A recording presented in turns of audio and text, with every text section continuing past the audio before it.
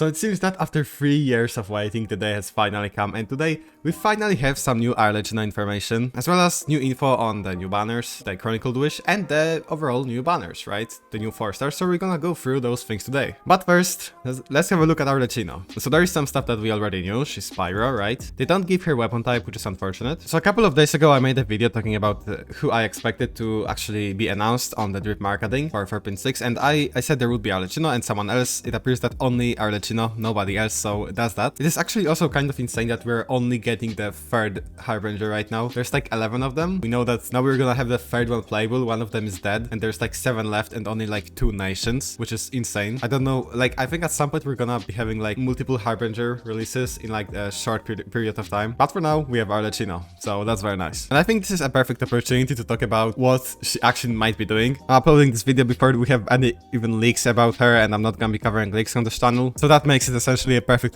opportunity to talk about what she might be doing right now. And I think we should start by talking about the elephant in the room, and that's gonna be Chefrus. So essentially Chefrus was released in like 4.3. We had nothing with her. As if she was released, she was a Pyro Electro support, and we do not have any kind of Pyro Electro carry right now in the game. Arlecchino is the first Pyro character we have that is being released since Chefrus, and also one of the next character that we're gonna be having is Gorou, right? And she we know is Electro, and so that kind of like adds up. So my guess is that she's going to be kind of like working with Overload. It doesn't necessarily mean she's gonna be bad. She actually might be pretty good. It all depends on the multipliers, right? We'll have to wait and see. So yeah, Arlecchino, very nice. I'm definitely gonna be pulling for her. I kind of hope she's gonna have like a scythe or something. People have been talking about this for a while, and I don't know if it's real or not. But if it's real, I would really love to pull for this weapon. I have never pulled for any weapons except the Freedom Thorn in like 2.8. But if this weapon is actually a scythe, I might consider getting it, just because it probably will look very cool. Alright, next. We have the new banners. Right, so we have the Chiori banner, Chiori and Itto banner, and now we know the 4 stars. I already recorded a video from the Genshin news series that I'm doing every month, so if you're interested, you can go check it out. And I already said that I expected Gorou to be on this banner, and so yeah, he's here. I would be more surprised if he wasn't here actually, because that would be a fucking scam. Like 2 Mono Geo characters without Gorou after this many patches. It's like releasing Wanderer without Farzan, but yeah, regardless. So how strong are those characters? Let's quickly go through this. We have Itto and we have Chiori. Both of those characters are meant to be played in Mono Geo. And honestly, if you're getting one of those characters, you probably should get the other one too. I would say if you wanna start playing Mono Geo, the Itto is more important. Then you can get Gorou. And then your third character could be even Geo MC if you can't get Chiori or Albedo. But okay, let's move on to the 4 stars. So we have Gorou. Gorou essentially, he's a character only for Mono Geo. He gives you a defense buff, right? And I have been playing Itto ever since 2.3, ever since he was released pretty much, and I still don't have C6 Itto, like C6 Gorou, and I'm just gonna say that having C0 Gorou and C6 Gorou essentially makes a difference of actually being able to clear the abyss and not being able. Like I so often I just like lack maybe like 10 or 20 seconds to clear the abyss without C6 Gorou, so having him as C6 if you're considering playing Itto is actually very important. With Chiori it might be less important because she's actually a pretty decent upgrade over Albedo, but I would highly recommend getting C6 Gorou if you're planning on playing Itto.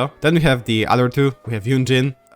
She only really works with Noelle in terms of Mono Geo, right? Outside of Mono Geo, she works decent with Yoimiya, and pretty much only Yoimiya. If you play like a double Geo, Yunjin, Zhongli, Xingqiu, Yoimiya maybe, or something like that. Her clones are quite valuable, but they're not as important. They're nice to have, but like not as necessary as the Gorou ones, or rather Gorou C6. She's not particularly good with Itto. I would not ever play her with Itto actually. And with Chiori, I would say only if you have C6 Chiori, you could consider using Yunjin, but I would not recommend that either. Or maybe at C6 it would be worth it, but I'm not sure. It's probably better to just play other characters over Yunjin in this. And then Dori, I have no idea what the fuck is she doing here. I have no idea what is she doing here. I feel like the only purpose of her being here is that now you have Itto and you have Dori, and so we have Dori and Itto, so we have Dorito. We have the Dorito team. Yeah, I don't know if that's an actual thing. I came up with this like a while ago. I thought it's a funny name. I don't know. Anyway, she's not particularly good here. She works in some like Hyper Bloom, especially at C6. At C6 she's actually pretty good when you unfield her, but outside of C6 she's not particularly strong. Let's spend a quick minute talking about the weapon banner. So those 2 weapons are pretty strong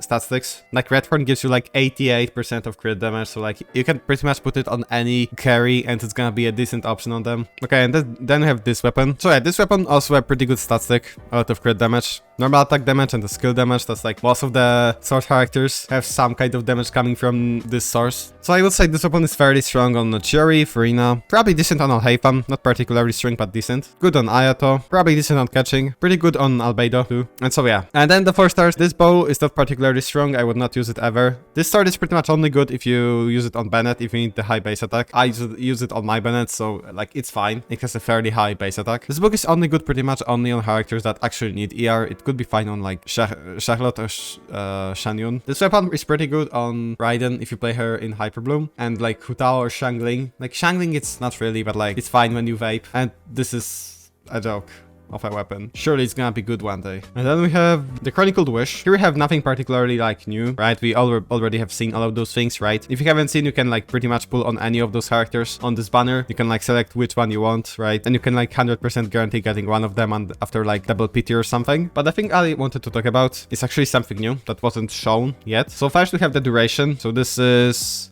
actually only going to last for 3 weeks. It appears, right? Wait, is this the right banner? Wait, is this the banner? No, wait, that's the wrong banner. Okay, yeah, there is the duration, but it's the same. So this banner is only going to last for 3 weeks, it seems, which is a bit unfortunate, but it is what it is. And so this is one of the things that we didn't know yet. We kind of anticipated the banner would last until the end of the patch, but it seems that it will end quite a bit sooner in the middle of the patch, when the second phase starts. And then the other thing that wasn't revealed before is the 4-star characters that we can get and 4-star weapons. So the base pool here is like significantly smaller than the standard banner. We have Mika, Rosaria, Sucrose, Diana, Noel, Bennett, Fischl, Amber, Razor, Kaya, Barbara, and Lisa. And this is a fairly strong base pool, I would say. It's fairly interesting because there's like a lot of characters that are pretty strong. Rosaria, Sucrose, right? Noel, Bennett, Fischl, I guess Kaya, cons are fine, right? Then we also have Mika. Mika actually became significantly stronger with Farina, right? His heal is actually now valuable. Then you also have Amber, Kaya, Lisa. Those aren't like insane characters, but their cons are fairly hard to get, and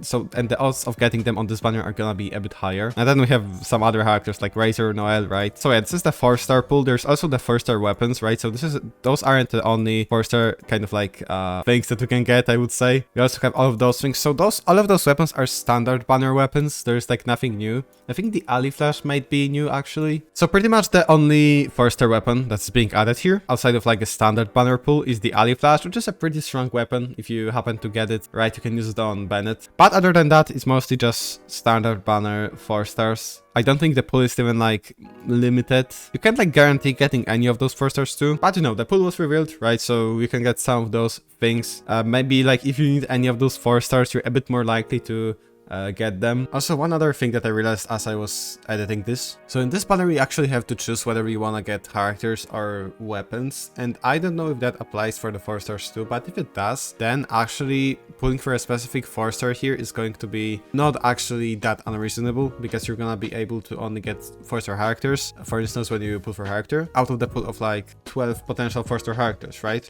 So if this rule also applies to the 4 stars, this is actually like significantly better. And if you need a specific 4-star, this might actually be not that bad, but those are still not that high, so you should like actually like think whether you can like afford it or not, right? With that said, this banner is like not particularly good. I mean, we don't know when will the next edition of this banner be, right? So you might like pull on this, and for like the next half a year, your PT will like be unaccessible because there won't be any more of those banners, right? And then the epitomized path also does not like apply here, like does not carry over to the next banners, so that's also kind of a scam. So yeah, overall, you have like slightly higher chance of getting the 4-star characters if you particularly need any of them, but I would not recommend doing this unless you really have to. So that's gonna be it for the video. You guys can let me know in the comments what do you think about Arlecchino. If you want to, you can like say what you think she's gonna be doing, right? What her kit is going to be about, right? So yeah, that's gonna be it. Bye.